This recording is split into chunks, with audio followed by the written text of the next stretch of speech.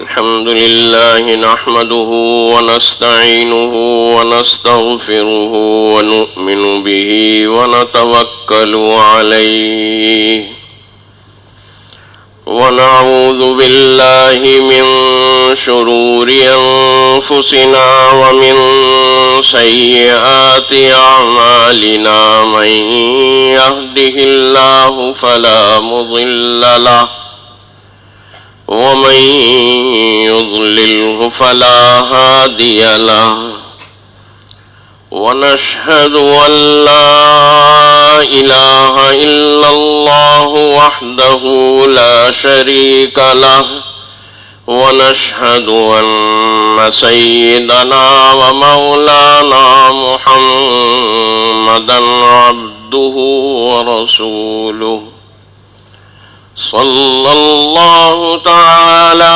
على خير خلقه محمد وآله وأصحابه أجمعين أما بعد فأعوذ بالله من الشيطان الرجيم بسم الله الرحمن الرحيم لقد من الله على المؤمنين إذ بعث فيهم رسولا من أنفسهم يتلو عليهم آياته ويزكيهم ويعلمهم الكتاب والحكمة وإن كانوا من قبل لفي ضلال مبين صدق اللہ. گرامی قدر محترم حکیم مظہر صاحب، گرامی قدر برادر محترم مولانا ڈاکٹر قاری احمد میاں تھانوی صاحب، برادر محترم مولانا محمد یوسف خان صاحب، عزیزان گرامی، اساتذہ کرام اور طلباء عزیز، وقت کافی گزر چکا ہے اور بہت سے بیانات، وعظ اور نصیحتیں آپ سن چکے ہیں. حکیم مظہر صاحب کی بہت بصیرت افروز گفتگو، واعظانہ گفتگو آپ سماعت فرما چکے ہیں. اس کے بعد عشاء کے بعد کا جو سلسلہ شروع ہوا، مولانا عبدالقدوس ترمذی صاحب، مولانا خلیل احمد تھانوی صاحب کی گفتگویں آپ سن چکے ہیں اور یقیناً اتنی گفتگویں سن کر آپ سب تھک بھی چکے ہوں گے. اس لیے وہ کوئی لمبی اور طویل بات نہیں کرنی، اور ویسے بھی مجھے کوئی طویل بات، لمبی بات کرنی آتی بھی نہیں. میں مولانا خلیل صاحب سے کہہ رہا تھا کہ جو مضمون میں نے سوچا ہوا تھا وہ تو آپ نے بیان کر دیا، اب میں کیا کروں گا. تو مولانا خلیل صاحب ہی کی بات کو بس تھوڑا سا آگے بڑھا دوں، اس لیے کہ حکیم صاحب نے مجھے حکم دیا ہے کہ زیادہ لمبی بات نہیں کرنی. میں ان کے حکم کی سرتابی نہیں کر سکتا اور یہ میرے لیے بہت غنیمت حکم ہے. یہ تو مجلس صیانت المسلمین کا میرے اوپر احسان ہے کہ انہوں نے اس محفل میں، اس مجلس میں مجھے یاد کر لیا، اور ظاہر ہے کہ اس نسبت سے یاد کیا کہ جو میرے خاندان کی، میرے آبا و اجداد کی، جس کا ذکر، جس کی طرف اشارہ مولانا یوسف خان صاحب مدد اللہ العالی نے کیا. اس مجلس صیانت المسلمین سے میرا تعلق بھی اسی طرح نسلوں سے ہے. میرے والد گرامی مولانا محمد مالک کاندھلوی رحمۃ اللہ علیہ ٹنڈولیار میں تھے اس زمانے میں جب مجلس صیانت المسلمین کا یہاں پاکستان میں قیام ہوا، اور انہوں نے سندھ کے، حیدرآباد کے، میر پور خاص کے، تھر پارکر کے، سانگڑ کے، ان علاقوں کے دورے کیے اور سندھ میں مجلس صیانت المسلمین کا تعارف کرانے والے میرے والد گرامی مولانا محمد مالک کاندھلوی تھے. اور مجلس صیانت المسلمین کے ہر سال کے اجتماع میں میرپور خاص سے ایک پوری جماعت الحمدللہ شریک ہوا کرتی تھی۔ اب وہ جماعت بیچاری، اس میں ہمارے ایک دوست تھے مولانا محمد یوسف صاحب میمن تھے، ان کا بھی انتقال ہو گیا۔ ایک ہمارے دوست تھے صابر صدیقی، ان کا بھی انتقال ہو گیا۔ بہت سارے ایسے لوگ کہ جو اللہ کے ہاں چلے گئے۔ ظاہر ہے کہ وہ میرپور خاص سے آنے والی وہ جماعت اب بند ہو گئی، لیکن میرپور خاص سے آنے والی وہ ساری کی ساری جماعت جو تھی وہ والد صاحب رحمۃ اللہ علیہ ہی کے واسطے سے اور ان کے تعارف کرانے سے مجلس سے واقف ہوئی اور مجلس سے وابستہ ہوئی۔ تو اس مجلس سے الحمدللہ ایک رابطہ ہے اور ہمیشہ سے ہے اور انشاءاللہ ہمیشہ رہے گا، کم از کم میری طرف سے تو رہے گا۔ مجلس کی طرف سے رہے یا نہ رہے، یہ یاد رکھیں یا نہ رکھیں، لیکن میں انشاءاللہ اس رابطے کو قائم رکھوں گا انشاءاللہ تعالی۔ مولانا خلیل صاحب بات کر رہے تھے اور وہ آیت مبارکہ تلاوت کی جس میں یہی مقاصد نبوت بیان ہوئے کہ جن مقاصد نبوت کو اللہ تعالیٰ نے سورہ آل عمران میں ایک احسان کے ساتھ بیان کیا کہ لقد من اللہ علی المؤمنین، کہ اللہ تعالیٰ نے اہل ایمان پر احسان کیا۔ یوں تو بہت سارے احسانات ہیں اللہ تعالیٰ کے اہل ایمان پر۔ وَإِن تَعُدُّوا نِعْمَتَ اللَّهِ لَا تُحْصُوهَا، اللہ کی نعمتوں، اللہ کے احسانات کو گننا شروع کر دو، نہیں گن سکتے۔ لیکن اللہ تعالیٰ نے کسی احسان پر یہ نہیں کہا کہ میں نے سورج بنا کر تمہارے اوپر احسان کیا، میں نے چاند بنا کر تمہارے اوپر احسان کیا، میں نے زمین میں تمہیں مستقر بنا کر اور مستقر ٹھہرا کر تمہارے اوپر احسان کیا۔ اللہ تعالیٰ نے احسان کے لفظ سے جس چیز کا ذکر کیا وہ نبی کریم صلی اللہ علیہ وسلم کی بعثت و رسالت تھی۔ اور اس بعثت و رسالت کے جو مقاصد بیان فرمائے، وہ مقاصد یہ بیان فرمائی کہ یتلو علیہم آیاتہ، کہ تمہارے سامنے وہ اللہ کی آیات کی تلاوت کرے گا۔ تلاوت کے حوالے سے آپ بات سن چکے مولانا خلیل صاحب کی۔ دوسری اور تیسری اور چوتھی بات جو ارشاد فرمائی ہے میں اس پر آ جاتا ہوں۔ یتلو علیہم آیاتہ، اور اس کے بعد اگلی بات ارشاد فرمائی ویزکیہم، ان کا تزکیہ کرے گا۔ یہ تزکیہ کیا ہے؟ آپ یوں سمجھ لیجئے کہ یہ تزکیہ جس کا نتیجہ آخر میں بیان کیا جا رہا ہے، اور وہ آخر میں کیا بیان کیا جا رہا ہے کہ وَإِن كَانُوا مِن قَبْلُ لَفِي ضَلَالٍ مُبِينٍ، کہ اس تزکیے سے پہلے یہ لوگ کھلی گمراہی کے اندر مبتلا تھے۔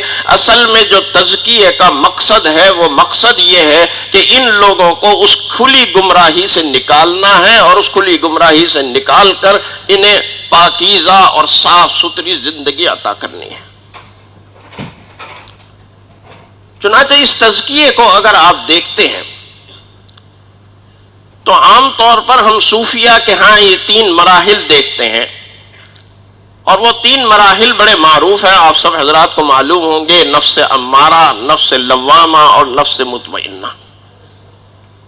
نفس امارہ کا کام تو یہ ہے کہ امارۃ بالسوء، ان النفس لامارۃ بالسوء۔ سورہ یوسف کے اندر اس آیت مبارکہ کو بیان کیا گیا، اور 13ویں پارے کے آغاز میں جہاں یہ بات آ رہی ہے وہاں مفسرین کا اختلاف ہوا اس بات پر کہ یہ جو بات ہے وَمَا أُبَرِّئُ نَفْسِي إِنَّ النَّفْسَ لَأَمَّارَةٌ بِالسُّوءِ، یہ آیا حضرت یوسف علیہ السلام کی بات ہے یا زلیخا کی بات ہے؟ کیونکہ پیچھے سے زلیخا کی بات چل رہی ہے۔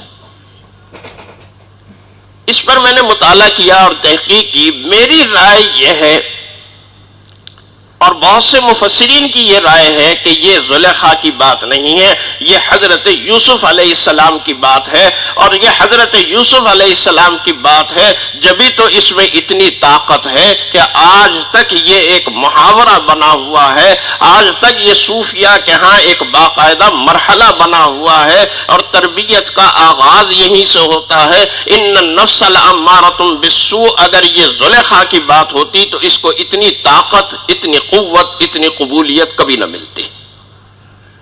یہ جو قبولیت عامہ ملی اس کو، یہ قبولیت عامہ دلیل ہے اس بات کی کہ یہ زلیخا کی بات نہیں ہے، یہ حضرت یوسف علیہ السلام، یہ اللہ کے نبی کی بات ہو سکتی ہے، اللہ کے نبی کے علاوہ کسی کی بات نہیں ہو سکتی۔ تو امارہ بالسوء جو ہے اس نفس کا تو کام ہی یہ ہے کہ وہ برائی کا حکم دیتا ہے، برائی کی طرف راغب کرتا ہے، برائی کو بڑے مزین انداز کے اندر پیش کرتا ہے، بڑے خوبصورت انداز میں پیش کرتا ہے، طرح طرح کے حیلے اور بہانے سجاتا ہے کہ یہ کام تو تم نے اس نیت سے کیا تھا، یہ تو اس ارادے سے، جیسے ہم لوگ کرتے ہیں، ہمارا یہ طریقہ ہے عام۔ برائی سرزد ہو گئی تو اس برائی کے سرزد ہو جانے کے بعد بجائے اس پر ندامت اور شرمندگی کے اظہار کے ہم یہ بہانے بناتے ہیں اور یہ کہتے ہیں یہ تو ہم نے یہ فلاں نیت سے کیا تھا، یہ تو نیت تو ہماری اچھی تھی، اللہ تو نیتوں کو دیکھتا ہے۔ تو یہ بات یاد رکھیے کہ برا کام اچھی نیت سے کیا جائے یا بری نیت سے کیا جائے برا ہی رہتا ہے۔ برا کام کبھی اچھی نیت سے، آپ مسجد سے پنکھا اتار کے کسی غریب آدمی کے گھر میں یا اس کی جھونپڑی میں لگا دیں تو اس سے مسجد سے پنکھا اتارنا درست نہیں ہو جائے گا۔ میں نے تو نیک کام کیا ہے، مسجد میں تو کوئی بھی پنکھا لگا دے گا، مسجد میں پنکھا لگانے کو تو 100 آدمی تیار ہوں گے، لیکن اس بیچارے غریب کی جھونپڑی میں کون پنکھا لگائے گا؟ میں مسجد سے اتار کر اس غریب کی جھونپڑی میں لگا دیتا ہوں، تو یہ نیک کام نہیں بن جائے گا، معاف کیجیے گا۔ برائی برائی ہی رہتی ہے۔ جب اس نفس امارہ کی تربیت کا آغاز ہوتا ہے تو یہ آغاز ہونے کے بعد دوسری سیڑھی آتی ہے، اور وہ دوسری سیڑھی کیا ہے؟ وہ ہے نفس لوامہ۔ نفس لوامہ، لا اقسم بیوم القیامہ ولا اقسم بالنفس اللوامہ۔ یہ نفس لوامہ کیا ہے؟ یہ نفس لوامہ نفس کی وہ کیفیت ہے کہ برائی تو سرزد ہو جائے، اور برائی سرزد ہو جانے کے بعد ملامت شروع ہو جائے کہ یہ برا کام کیا تم نے۔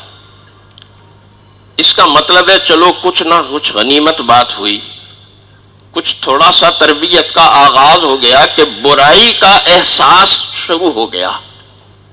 اس لیے کہ یہ احساس اگر پیدا ہو جائے، مولانا اشرف علی تھانوی رحمۃ اللہ علیہ نے تقویٰ کو بیان کیا اور بڑا خوبصورت بیان کیا،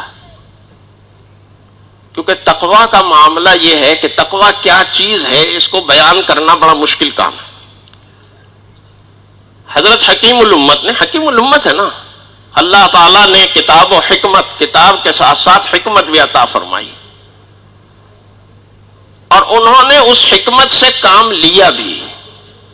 حکمت تو اللہ تعالیٰ دے دیتا ہے، اصل مسئلہ یہ ہوتا ہے کہ ہم اس حکمت سے کام نہیں لیتے۔ حضرت تھانوی رحمۃ اللہ علیہ نے تقویٰ کو جب بیان کیا تو انہوں نے کہا دیکھو اللہ تعالیٰ 3 اچھی صفات بیان کرتا ہے اور اس کے مقابلے میں 3 بری صفات بیان کرتا ہے۔ 3 اچھی صفات کیا بیان کی کہ فَأَمَّا مَنْ أَعْطَى وَاتَّقَى وَصَدَّقَ بِالْحُسْنَى۔ فَأَمَّا مَنْ أَعْطَى پہلی اچھی صفت، وَاتَّقَى تقوی دوسری اچھی صفت، وَصَدَّقَ بِالْحُسْنَى نیکی کی تائید اور تصدیق یہ تیسری اچھی صفت، اور اس کے بالمقابل 3 بری صفت بیان کی، اور وہ بری صفات کیا بیان کی؟ وَأَمَّا مَنْ بَخِلَ وَاسْتَغْنَى وَكَذَّبَ بِالْحُسْنَى۔ اب یہ تینوں اچھی صفات اور تینوں بری صفات آپس میں ایک دوسرے کا مقابلہ کر رہی ہیں۔ آپ یوں سمجھ لیجئے کہ ایک حکومت ہے اور ایک اپوزیشن ہے۔ وَأَمَّا مَنْ أَعْطَى، اس کے بالمقابل کیا آ رہا ہے؟ وَأَمَّا مَنْ بَخِلَ، وَصَدَّقَ بِالْحُسْنَى، اس کے مقابل میں کیا آ رہا ہے؟ کذب بالحسنى۔ تو اس کا مطلب کیا ہوا کہ فَأَمَّا مَنْ أَعْطَى وَاتَّقَى کے مقابلے میں ادھر آ رہا ہے وَاسْتَغْنَى۔ لہذا اگر آپ وَاسْتَغْنَى کو سمجھ جائیں گے تو تقوی خود بخود سمجھ میں آ جائے گا۔ يُعْرَفُ الْأَشْيَاءُ بِأَضْدَادِهَا۔ استغنا کا مطلب کیا ہے؟ استغنا ایک تو وہ ہے نا کہ انسان دنیا سے مستغنی اور بے نیاز ہو جائے، یہ استغنا تو اچھا ہے، لیکن ایک استغنا ہوتا ہے جو آپ یوں سمجھ لیجئے کہ جعلی قسم کا استغنا، آج کل کی اصطلاح میں یوں کہہ لیجئے کہ 2 نمبر استغنا۔ اور وہ 2 نمبر استغنا کیا ہوتا ہے کہ دل میں تو خواہش ہے دنیا کی، یہ بھی مل جائے وہ بھی مل جائے، یہ بھی مل جائے وہ بھی مل جائے، جیسے ابھی مولانا خلیل صاحب قصہ سنا رہے تھے کہ اس جیسا بن جاؤں نہیں، اس جیسا بن جاؤں نہیں، اس جیسا بن جاؤں، لیکن ظاہر یوں کرتا ہے نہیں مجھے کوئی چیز کی ضرورت نہیں ہے، مجھے کچھ نہیں چاہیے۔ یہ جو 2 نمبر استغنا ہے یہ بندے کے اندر بے حسی پیدا کرتا ہے، اور جتنی بے حسی بڑھتی چلی جاتی ہے اتنا ہی تقوی کم ہوتا چلا جاتا ہے، جتنی بے حسی کم ہوتی جاتی ہے، جتنا احساس بڑھتا چلا جاتا ہے اتنا ہی تقوی بھی بڑھتا چلا جاتا ہے۔ لہذا حس اور شعور کو زندہ کرنا یہ اصل میں تقوی کو زندہ کرنا ہے۔ مولانا اشرف علی تھانوی رحمۃ اللہ علیہ نے یہاں ان آیات کی تفسیر میں یہ بات لکھی۔ تو حس کو زندہ کرنا یہ نفس لوامہ کا کام ہے کہ نفس لوامہ انسان کے اندر برائی کی حس کو، برائی کے احساس کو زندہ کر دیتا ہے، لیکن یہ جو احساس زندہ ہوتا ہے نا یہ بذات خود بہت حساس ہوتا ہے، یہ بہت غیرت مند ہوتا ہے۔ حساس اور غیرت مند ہونے کے معنی کیا ہیں؟ یعنی اگر آپ اس پہ توجہ دیں گے تو یہ سگنل آپ کو آتا رہے گا، اور اگر آپ بے توجہ ہی کریں گے، اس کی لاپرواہی کریں گے تو سگنل آنا بند ہو جائے گا۔ وہ نا ابھی ایزی لوڈ کی بات ہو رہی تھی نا، وہ شاعر صاحب ایزی لوڈ کا، وہ پنجابی میں مجھے اور تو کچھ سمجھ میں نہیں آیا، بس یہ ایزی لوڈ ہی سمجھ میں آیا۔ تو آپ اپنے موبائل میں ایزی لوڈ کراتے رہیں گے تو موبائل چلتا رہے گا، لیکن اگر ایزی لوڈ بند کر دیں گے تو موبائل بھی کیا ہو جائے گا؟ بند ہو جائے گا نا، بزی ہو جائے گا۔ تو اسی طریقے سے یہ سگنل جو موبائل میں آپ کے سگنل آ رہا ہے نا ایزی لوڈ کے ذریعے سے، وہ سمجھ لیجئے نفس لوامہ کا یہ سگنل ہے۔ اگر اس نفس لوامہ کے اس سگنل پر آپ توجہ دیں گے تو اس کا مطلب ہے آپ اپنے موبائل میں ایزی لوڈ کروا رہے ہیں، اور یہ سگنل برقرار رہے گا، اور اگر آپ نے توجہ دینا بند کر دی تو ایک دن یہ ایزی لوڈ بند ہو جائے گا، یہ سگنل آنے بند ہو جائیں گے، اور آپ دوبارہ نفس لوامہ سے نفس امارہ پہ آ کے گر جائیں گے۔ اور اس بات کو یوں بھی سمجھ لیجئے کہ آپ یوں سمجھ لیجئے کہ یہ 3 سیڑھیاں ہیں۔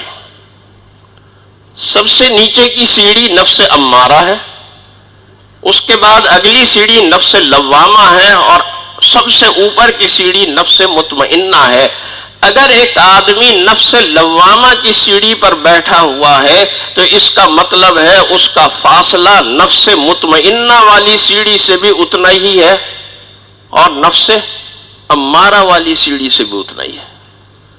فاصلے دونوں برابر ہیں، لیکن نفس مطمئنہ کی سیڑھی اوپر ہے، نفس امارہ کی سیڑھی نیچے ہے۔ اوپر جانا زیادہ آسان ہوتا ہے یا نیچے آنا زیادہ آسان ہوتا ہے؟ اوپر جانے کے لیے محنت کرنی پڑتی ہے، مشقت کرنی پڑتی ہے، زور لگانا پڑتا ہے۔ نیچے آنے کے لیے زور نہیں لگانا پڑتا، آدمی چھوڑ دے چیز کو تو نیچے گر جاتی ہے۔ یہ ڈبہ ہے نا، یہ میں یوں چھوڑ دوں گا نیچے آ گیا، لیکن اسے اوپر لانے کے لیے مجھے اپنا ہاتھ بھی اوپر کرنا پڑا، ایک محنت کرنی پڑی، ایک مشقت کرنی پڑی۔ لہذا نفس لوامہ پر اگر آدمی اپنے نفس کو چھوڑ دے گا، اس کی پرواہ نہیں کرے گا، تو وہ نچلی سیڑھی پر دوبارہ آ کے گر پڑے گا، دوبارہ ان النفس لامارۃ بالسوء کی پوزیشن میں آ جائے گا۔ اس لیے اس سگنل کو بہت غور سے دیکھنے کی ضرورت ہے اور محسوس کرنے کی ضرورت ہے، اس کا احساس دل میں پیدا کرنے کی ضرورت ہے۔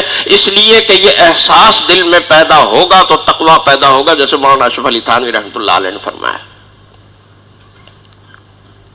اس کے بعد جب یہ سگنل کے اوپر توجہ جاری رہے گی اور انسان اپنے گناہوں پر نادم اور شرمندہ ہوتا رہے گا، تو ایک دن اللہ تعالیٰ اسے نفس مطمئنہ عطا فرما دیں گے، اور اس نفس مطمئنہ کو اللہ تعالیٰ خطاب کرتے ہوئے کیا فرماتے ہیں؟ یا ایتھا النفس المطمئنہ ارجعی الی ربک۔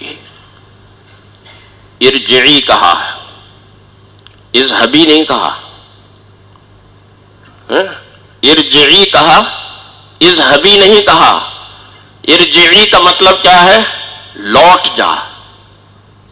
یہ نہیں کہا چلا جا، چلی جا، اے نفس مطمئنہ تو چلا جا اپنے رب کی طرف۔ چلا جا نہیں کہا بلکہ لوٹ جا کہا، اور لوٹنا کہاں ہوتا ہے؟ آپ یہاں لاہور میں رہتے ہیں، آپ ایک سفر کریں لاہور سے اسلام آباد کا اور ایک سفر کریں اسلام آباد سے لاہور کا، تو لوٹنے کا سفر کون سا کہلائے گا؟ جب آپ اسلام آباد سے واپس لاہور آ رہے ہو۔ مولانا اخن صاحب بھاول نگر سے آئے ہیں، سفر کر کے لاہور تشریف لائے ہیں، حکیم مظہر صاحب کراچی سے تشریف لائے ہیں۔ جب یہ کراچی واپس جائیں گے، جب یہ بھاول نگر واپس جائیں گے، تو ان کا وہ سفر لوٹنے کا سفر ہوگا۔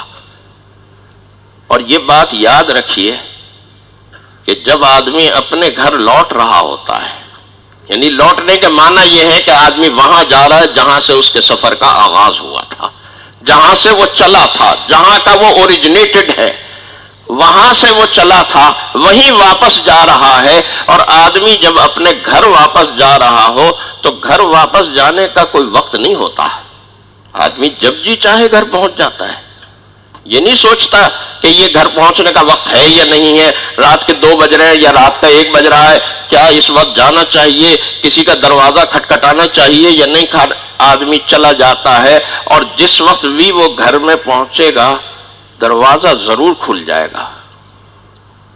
ہاں یہ اور بات ہے کہ دروازہ کھلنے کے بعد ڈانٹ پڑے گی، ٹھیک ہے کھا لیجیے گا ڈانٹ، کوئی بات نہیں، آدمی اپنے گھر تو آ گیا نا، کوئی بات نہیں، تھوڑی بہت ڈانٹ برداشت کر لیجیے گا، کوئی حرج نہیں۔ تو لیکن دروازہ ضرور کھولے گا۔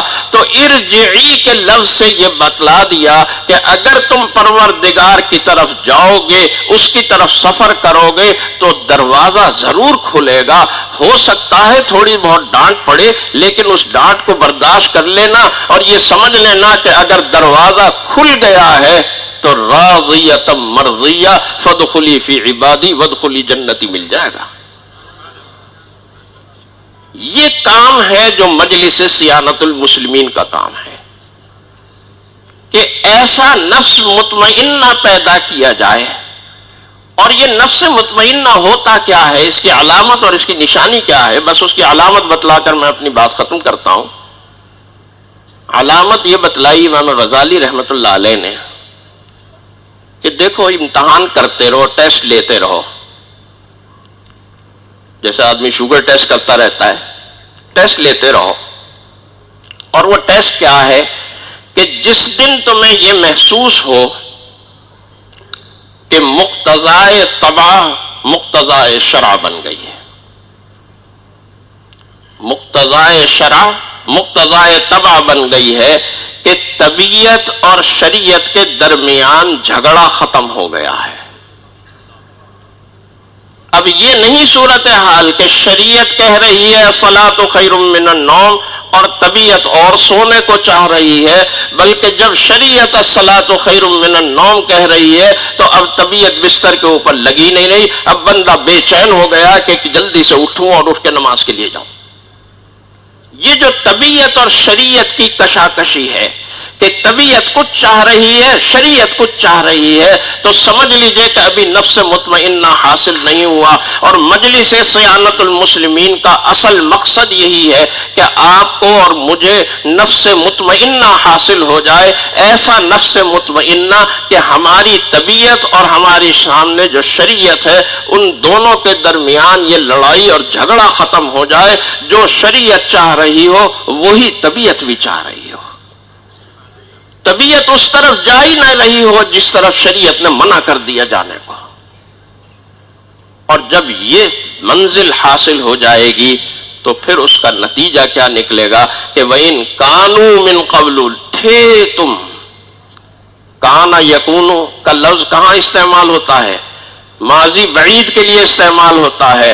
تو یہ وَإِن كَانُوا ماضی کا قصہ ہو گیا کہ تم گمراہی کے اندر مبتلا تھے۔ اب دیکھو اسے ماضی کا ہی قصہ رکھنا، اسے حال کا قصہ دوبارہ نہ بنانا، اس ضلال مبین میں اب دوبارہ مبتلا نہ ہونا، اسے ماضی ہی دینا اور ماضی ہی کو ایک دن بھول جانا اور فراموش کر دینا، یہ منزل حاصل کرنا اصل میں مجلس صیانت المسلمین کا مقصد ہے۔ اور یہ منزل کیسے حاصل ہوتی ہے؟ یہ اللہ والوں کے ساتھ مل کے حاصل ہوتی ہے۔ حکیم اختر صاحب رحمۃ اللہ علیہ ایک بڑی خوبصورت مثال دیا کرتے تھے، کہا کرتے تھے کہ دیکھو باغ کا جو مالی ہوتا ہے اس کا کام یہ ہوتا ہے کہ وہ پھولوں کی حفاظت کرتا ہے، انہیں تو ٹوٹنے سے بچاتا ہے، ان کی آبیاری کرتا ہے، اور جتنے کانٹے اور جھاڑ جھنکار ہوتا ہے اس کو مالی صاف کر کے باہر نکال دیتا ہے، کاٹ دیتا ہے۔ لیکن اگر کوئی ایسا کانٹا ہو کہ جو پھول کے ساتھ بالکل چپکا ہوا ہو کہ اگر آپ اس کانٹے کو توڑیں گے تو پھول کو بھی نقصان پہنچے گا، تو مالی اس کانٹے کو توڑتا نہیں ہے، مالی اس پھول کے ساتھ ساتھ اس کانٹے کی بھی حفاظت کرتا ہے۔ تو بالکل یہی حال ہمارا اور آپ کا ہے، ہم اگر کسی پھول کے ساتھ لگ جائیں گے تو ہماری حفاظت ہوگی، اللہ تعالیٰ اس پھول کے ساتھ ہمیں بھی جنت کے باغیچے میں لگا دے گا، اور اگر ہم اس پھول سے الگ ہو گئے تو سمجھ لیجئے کہ مالی نے ہمیں کاٹ کے باہر پھینک دیا، پھر جنت کی آرزویں اور جنت کی تمنائیں کچھ نہیں ہیں۔ تو جنت کا راستہ اگر آسان بنانا ہے تو ہمیں جنت کے باغ کے ان پھولوں کے ساتھ لگنا ہوگا، ان پھولوں کے ساتھ چمٹنا ہوگا، ان پھولوں کے ساتھ وابستہ ہونا ہوگا، اور یہ ان پھولوں سے وابستہ ہوں گے تو ہمارے اندر بھی خوشبو آ جائے گی۔ مولانا یوسف خان صاحب خوشبو کی بات کر رہے تھے کہ وہ مٹی سے کسی نے پوچھا تھا کہ تیرے اندر کہاں سے خوشبو آئی؟ مجھے شعر یاد نہیں ہوتے، وہ فارسی کے اشعار ہیں، کہ تیرے اندر خوشبو کہاں سے آئی؟ تو اس نے کہا کہ میں تو خاک ہوں، میں تو مٹی ہوں، میرے اندر تو خوشبو کا کوئی سوال نہیں، میرے اندر خوشبو اس لیے آئی کہ کچھ عرصہ میں نے پھولوں کے ساتھ گزارا ہے۔ تو پھولوں کے ساتھ ہم بھی خاک ہیں، ہم گزاریں گے، ہمارے اندر بھی خوشبو پیدا ہو جائے گی، اور وہ خوشبو جنت کی خوشبو میں تبدیل ہو جائے گی۔ حق تعالی جل شانہ مجھے بھی توفیق نصیب فرمائے اور آپ سب کو بھی توفیق نصیب فرمائے۔ وآخر دعوانا الحمدللہ رب العالمین۔